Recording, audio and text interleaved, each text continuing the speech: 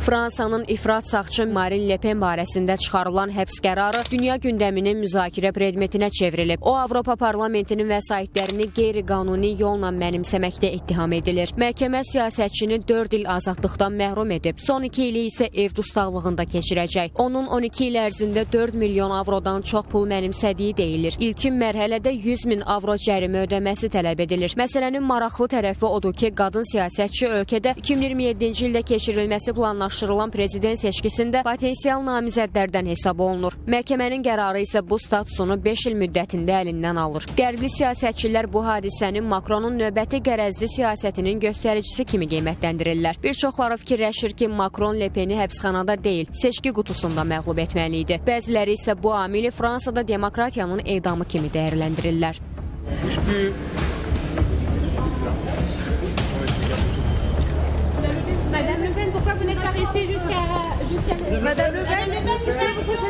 Avropanın ən tanınmış sağçılarından olan Macarıstan, İtaliya və Niderland rəsmiləri də bu qərara kəskin reaksiya veriblər. Onlar sosial şəbəkə hesablarında Le Penə dəstək mesajları ünvanlayıblar. İspaniya, Böyük Britaniya, Yunanistan kimi ölkələrdən də Fransa iqtidarına ciddi mesajlar ünvanlanıb. Onlar fransız xalqının səsini susturmağa müvəffəq olmayacaqlar.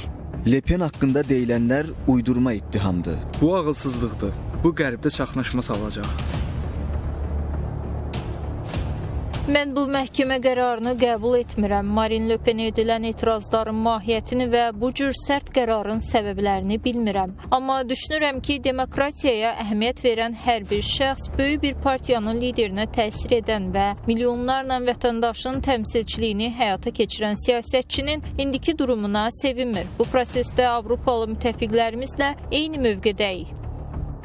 Sözün əsl mənasında Avropanın sağ qanadının qərara qarşı birləşdiyi göz önündədir. Le Penə sağçı müttəfiqləri ilə yanaşı Kremldən də dəstək mesajı gəlib. Analitiklər bu açıqlamanı həm də Fransa hökuməti ilə ziddiyyətli münasibətlərə hesablanan addım kimi dəyərləndirirlər. Bu demokratik normaların pozulmasıdır. Ümumiyyətlə, Avropa ölkələrinin paytaxtları ilə bağlı apardığımız müşahidələr göstərir ki, onlar siyasi proseslər zamanı demokratiyanın hüdudlarından kənara çıxmağa qətiyyən qarşı deyillər. Birləşmiş Ştatlar rəsmiləri isə deyirlər ki, bu hadisə Avropa ölkələrinə ünvanlanan tənqidlərin əsaslı olduğunu təsdiqləyir. Radikal sollar demokratik səsvermə yolu ilə qalib gələ bilməyəndə rəqiblərini həbs etmək üçün hüquq sistemindən sui-istifadə edirlər. Bu onların bütün dünyada standart taktikasıdır. Prezident Trumpa qarşı da hüquqi hücumlar həddindən artıq idi, amma heç bir nəticə vermədi. Ümid edirəm ki, bu prosesi də eyni tale gözləyir. İndi Parisin siyasi elitasını düşündürən bir məsələ var. Le Pen Makrona qarşı hansı mübarizə tədbirlərini icra edə bilər? Analitiklərin bir qismi hesab edir ki, Fransa prezidentinin bu addımı yaxın bir neçə il ərzində və ondan sonraki dövrdə ölkənin siyasətinə böyük təsir göstərəcək. Digər tərəfdən nəzərə almaq lazımdır ki, Le Pen Fransa siyasətində ən tanınan və ən məşhur semalardan biridir. Üstəlik, Milli Birlik ölkənin parlamentindəki ən böyük partiyası hesab olunur. Siyasətçinin açıqlamalarından da bəllidir ki, Fransa prezidentinin bu addımı cavabsız qalmayacaq.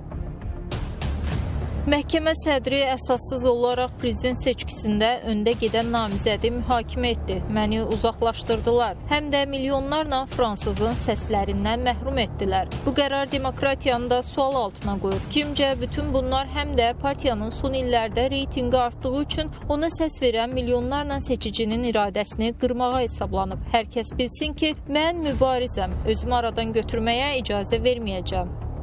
Fransada növbəti prezident seçkisində Marine Le Peni 29 yaşlı Jordan Bardellanın əvəzləyəcəyi gözlənilir. Gənc siyasətçi ifrat sağçılardan olsa da ölkə daxilində nüfuzu o qədər də yüksək deyil. Digər tərəfdən son proseslərin Makron iqtidarına ciddi zərbə vuracağı da ehtimal edilir. Daxili parçalanmanın ola bilmə senarisi də nəzərdən keçirilir. Belə olan halda Fransanın perspektivində nələrin yaşanacağını isə zaman göstərəcək.